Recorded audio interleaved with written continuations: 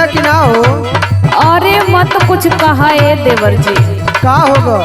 जाके मनोज भैया के गल्ला में सुतल रहना, हम का करी? हमरे तो कुछ समझ ही में ना आवत। बताओ पूरा के गल्ला में सुतल रहना। अरे उनका आदत खराब है भौजी, अब का हम बताई उनके। अरे का करबा, घरे से पैसा ना पाई है तो लइकवा पिया देना। तोरो मतिन जो लइकवा हुआ ना। अच्छा हाँ पिया दो न बरियाई से का करबा। हम तो खोज खोज के एकदम हाल काल हो जाइला। नहीं तो उनके तनी सुधारा, नहीं तो देखा तू दुबर पातर हवा। सुना। हाँ सुनावा। आए हाय पियकड़े मिल गइल मोर पिया पियकड़े मिल गइल।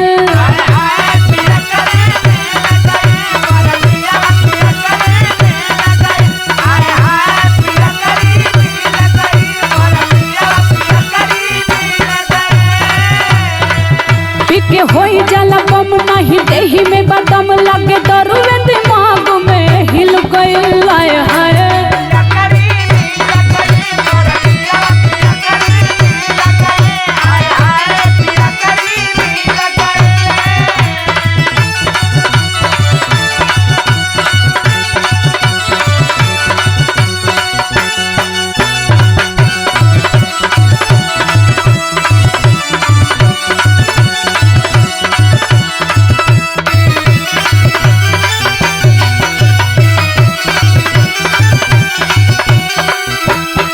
जाना तारा। हाँ भौजी बतावा। जब इनके सवेरे जगावे लगा कि चला कोनो काम कर ला। अच्छा तो कहीं हमार तबीयत खराब, हमरे उठिए ना जाता। हाँ तो उनके लगा तो भौजी कमजोरी हो गल दारू उरू पियले से ढेर। कमजोरिया तो है ये बा, लेकिन का करबा मनी है तब ना। तो उनके मनावा कि अमन का कहीं तो के बतावा। सुनो बतावा तो। राती के रोज रोज कहरे डरामा, पिए के नया नया खोजे बहाना।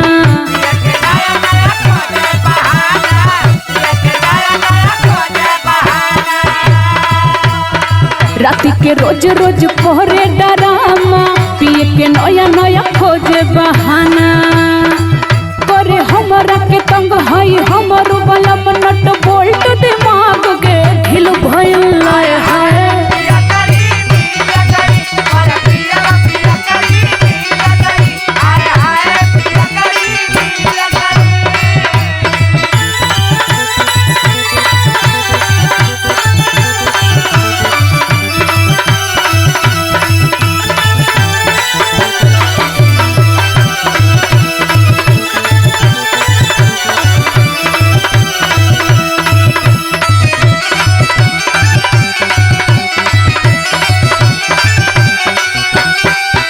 ए भौजी का हो? जानत हूँ का जे एक बार दारू के पी लेला भौजी न। हाँ अब ओके केतनो छोड़ावत रहा उ दारू छोड़ेला ना भौजी। अरे छोड़े के कहत बड़ा। हाँ लुंगिया में गठिया के घूमे न हो सेटवा के नीचे। अब तू चाहे जवन उपाय लगा ला।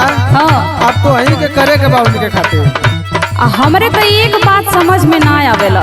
का भौजी? सुना बतावा तो। दारू में कौन मौजा मिलेला, संगमा बोतल लेके हिलेला। संगमा संगमा कौन चीज लेके दौड़े न हो? अरे वो तो सवेरे का नाश्ता हो गलो उनका। दारू में कौन मौजा मिलेला, संगमा बोतल लेके हिलेला।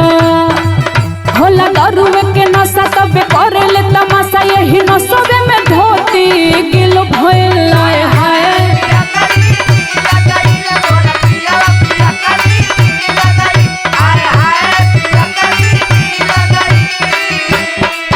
आए हाय पियकड़े मिल गइल मोर पिया पियकड़े मिल गइल।